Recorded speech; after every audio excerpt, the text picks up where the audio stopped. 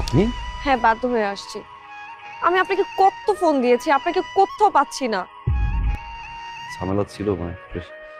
ভালো আছেন আপনি? আমি ভালো নাই।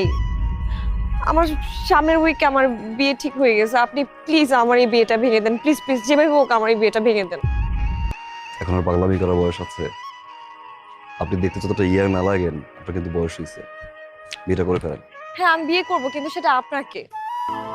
আমি আপনাকে ভালোবাসি।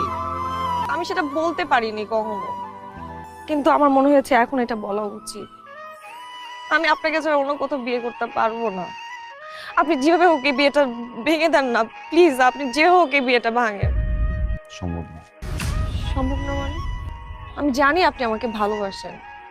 ভালোবাসা হচ্ছে এক ধরনের ফ্যান্টাসি, আর এই ফ্যান্টাসি মাঝে মাঝে রিয়েলিটির কাছে হেরে যায়। আমার রিয়েলিটি হচ্ছে আমার মা, আমার বাবা, আমাদের সংসার। ধরে নিন আমার ফ্যান্টাসিও আমার রিয়েলিটির কাছে হেরে গেল।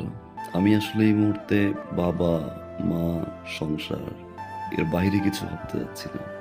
আই সরি, আপনি বিয়েটা করে ফেলেন। আমি আপনাকে ভালোবাসি। আমি আপনাকে ছাড়া বাঁচবো না।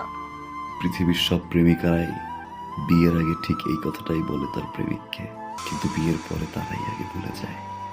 নতুন মানুষ, নতুন সংসার, নতুন স্বপ্নের ঘরে সবকিছু ভুলে যায়।